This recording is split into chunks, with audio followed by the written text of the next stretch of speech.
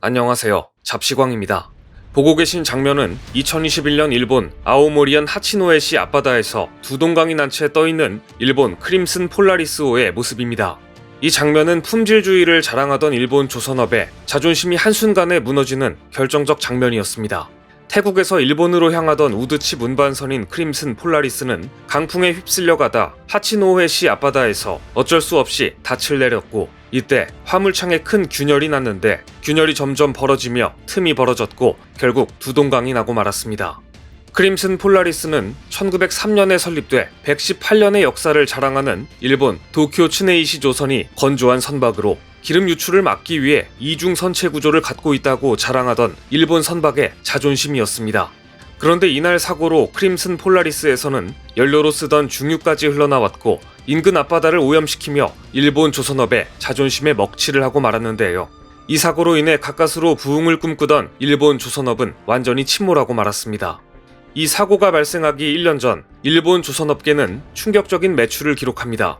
한국과 중국의 조선업에 밀려 매출이 60%나 감소해버린 것입니다. 사실상 글로벌 시장에서 일본 조선업은 이미 존재감을 잃어가고 있었는데 여기에 코로나19 직격탄까지 맞게 되자 일본 조선 산업은 순식간에 몰락하고 말았습니다. 하지만 한국의 분위기는 달랐습니다. 코로나19의 여파로 오히려 세계 조선 시장의 컨테이너 운반선과 LNG선 발주가 크게 늘자 그 물량의 대부분은 한국 조선사들이 차지했던 것입니다. 결국 일본 조선업 1위 기업인 이마바리조선과 2위인 일본연합조선은 구조조정을 단행하지 않을 수 없었습니다. 게다가 일본 정부는 직접 대규모 공적 자금을 투입해 일본 조선업에 대한 심폐소생술에 들어갔습니다. 당시 일본 정부가 조선업에 뿌린 돈은 1131억 원이라는 천문학적 규모였습니다. 한국의 현대중공업과 대우조선해양이 합병을 하려 했을 때 이것이 공정 경쟁을 해친다며 WTO에 제소했던 나라가 바로 일본인데 정작 자신들은 대놓고 거대한 공적 자금을 투입했던 것입니다. 뿐만 아니라 공적 자금 투입 방식을 자세히 들여다보면 일본에서는 공정이라는 단어가 다른 의미로 사용되나 싶은 생각이 들 정도입니다. 일본은 먼저 정책 금융회사들로부터 지원받은 자금으로 국가에서 세운 특수 목적 회사가 일본 조선사에 선박을 구입하면 일본 해운회사들은 이 특수 목적 회사를 통해 운용 선박을 매입하거나 용선하는 방식을 택했습니다. 결국 배를 찍어내면 나라에서 대놓고 사주는 방식인 것이죠. 그렇다면 지금 시점에 대대적으로 공적 자금을 투입한 결과는 성공적이었을까 궁금해집니다. 초반에는 나쁘지 않았습니다. 일본은 해외에 설립한 특수 목적 회사를 통해 일본 업체 선박을 구매하도록 금융 지원을 했고, 일본 조선사들은 합병을 통해 선박용 수소 연료전지 개발을 위한 컨소시엄을 구성하면서 서로 경쟁하는 대신 인력과 설비를 공유했습니다. 이를 통해 중복 투자를 피하고 한국과 중국에 대항하겠다는 의지를 불태웠습니다. 일본은 1980년대 후반 뜬금없이 조선업을 사양산업으로 규정하고 대규모 구조조정을 단행했고, 이 과정에서 설계, 연구 인력을 대거 내보냈습니다. 그 결과는 돌이킬 수 없는 것이었습니다.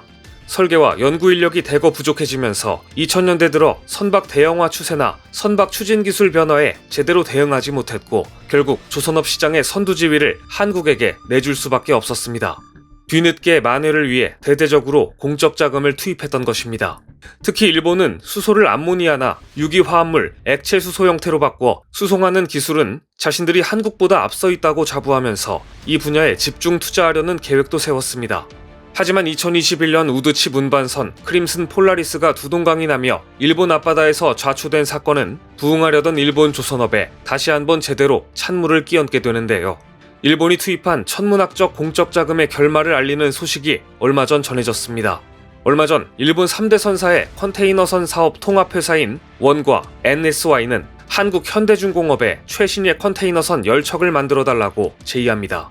이번 발주분의 건조는 NSY와 현대중공업이 각각 5척씩 맡았는데 현대중공업이 건조하게 되는 이 컨테이너는 암모니아나 메탄올 등의 연료를 사용하는 친환경 기술을 도입한 대형선입니다.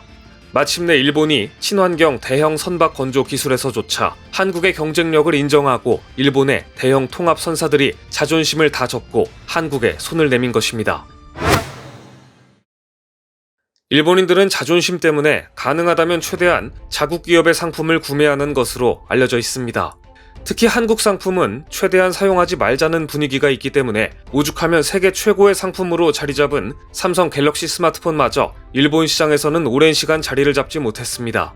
하지만 최근 삼성전자도 한국산 휴대폰의 무덤으로 불리는 일본에서 점유율 2위를 기록하며 자리를 잡았습니다. 하지만 전 세계적인 히트 상품 갤럭시 스마트폰이 자리를 잡는데 무려 10년이라는 시간이 필요했다는 것을 생각한다면 일본인들의 자존심이 얼마나 강한지 알 수 있는 대목인데요. 이렇게 한국 제품에 대해서 배타적 성향을 보여왔던 일본에서 더구나 한때 세계 1위라는 자부심이 대단했던 조선업계에서 최신 친환경 컨테이너선 10척을 만들어달라며 한국 조선사에 대규모 건조 계약을 넘겨준 것은 이례적인 사건이라 볼 수 있습니다. 한국의 대형 조선사들은 올해 1분기에 연간 목표량의 40%를 웃돌면서 탄탄한 성적표를 받아들었습니다. 특히 컨테이너선, LNG선 등 고부가가치 선박 위주로 수주를 했다는 점이 눈에 띄는 대목입니다. 최근 국제해사기구의 규제 강화로 친환경 연료로 추진되는 선박인 LNG선 수요가 증가하면서 LNG선 건조의 경쟁력을 갖고 있는 국내 조선업계는 오히려 좋은 기회를 맞고 있습니다. 특히 한국조선 3사는 기술력으로 올해부터 본격적으로 시작되는 대형 건조 사업인 카타르 프로젝트를 또 한 번 따냈습니다. 카타르 프로젝트는 약 23조 원 규모로 앞으로 5년간 총 100척 이상의 LNG 선발주가 기대되는 프로젝트인데요. 한국 조선 기업들은 이미 2004년에 진행된 카타르 프로젝트에서도 LNG 운반선 총 53척을 건조한 경험이 있기 때문에 이번에도 프로젝트를 따낸 것입니다. 이처럼 올해 국내 조선업계는 LNG선 수주를 중심으로 전세계 선박 수주를 절반 가까이 쓸어 담았습니다. 한국 조선업이 이렇게 우뚝 선 이유는 조선 3사 모두 조단위의 적자를 내면서도 일본과 달리 최소한 연구개발 분야에서는 구조조정을 하지 않았기 때문입니다.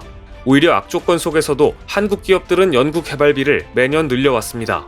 한국조선해양은 852억 원이던 연구개발비를 지난해 약 925억 원으로 늘렸고 대우조선해양은 매출액 대비 연구개발비 비율이 1%에서 1.6%로 늘었습니다.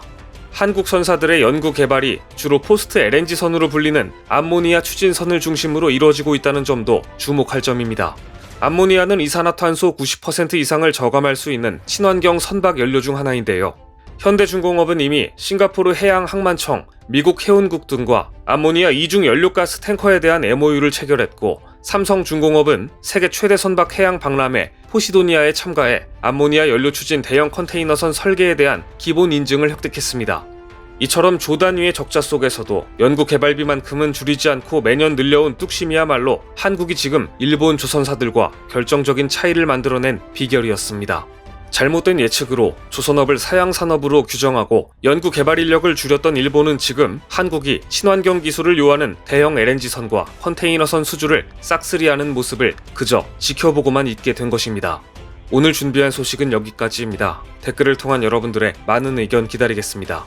시청해주셔서 감사합니다.